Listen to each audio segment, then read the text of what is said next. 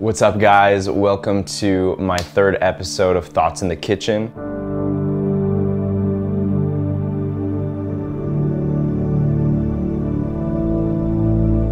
In this episode, I want to talk about the difference between indie films and studio films. Studio films, obviously, you have a big financial budget that is way larger. Independent films are generally made with a much smaller budget, which actually gives birth to a lot more creativity and inspiration throughout the process. And I've heard people tell me, independent films are just kind of hard to watch. It seems like they're trying too hard. The studio film, you have a bunch of people that are hired to do a project.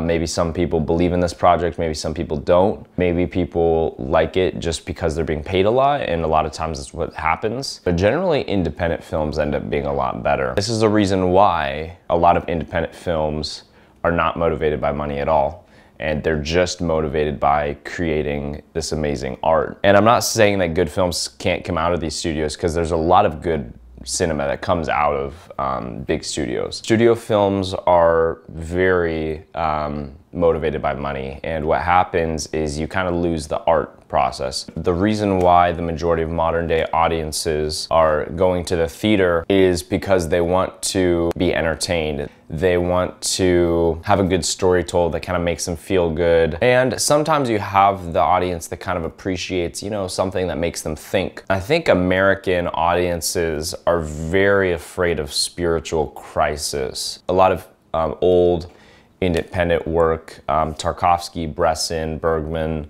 a bunch of great directors, they questioned the metaphysical, and they brought audiences to more of a spiritual reckoning, where people are having to wrestle kind of within their own soul, their own mortality, thinking about like existential stuff, like the meaning of life and like what people actually believe, what we have faith in, what we have hope in. Great filmmakers are really able to kind of prompt that spiritual response. I think it's very rare that studio films prompt that sort of spiritual response because audiences aren't looking for that. That's kind of a sad state of modern art. And even some people that still appreciate studio films might be of the frame of mind of, oh, you know what, this is good cinematography, or oh, this is good. They can appreciate aspects of a film. This is amazing acting. This is an amazing performance by this actor.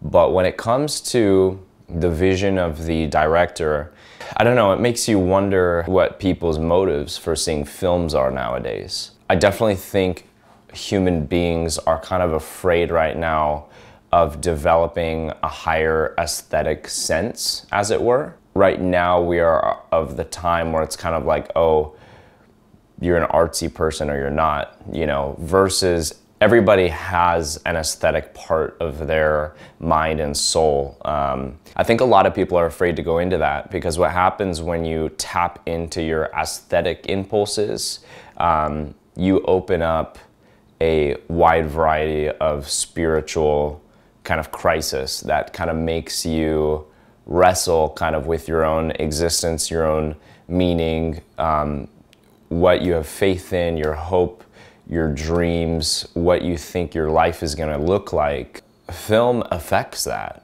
I think all great art affects that spiritual crisis. My favorite director of all time that I've viewed, and I have so many films to watch, but I'm reading this book called Sculpting in Time by Andrei Tarkovsky.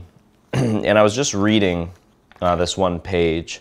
He's talking about Dostoevsky's inspiration of his work, and how all of his characters in his literature were in a state of spiritual crisis. And this was so different from the cinema, or the prose, the literature at the time.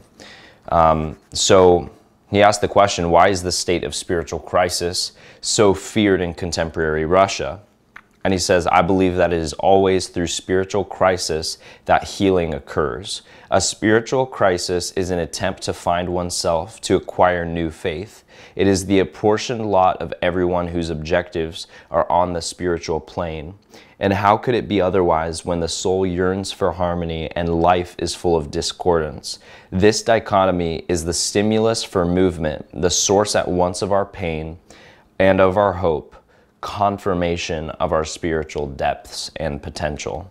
And maybe some of you don't believe that we are spiritual beings. I personally believe that we are embodied souls. And I'm a Christian, so I believe God gave us art not only as a mirror to reflect ourselves, but also as a mirror to reflect the world around us. The majority of American cinema goers right now are afraid of that spiritual crisis, are afraid of looking at art or anything, I think, farther than the surface.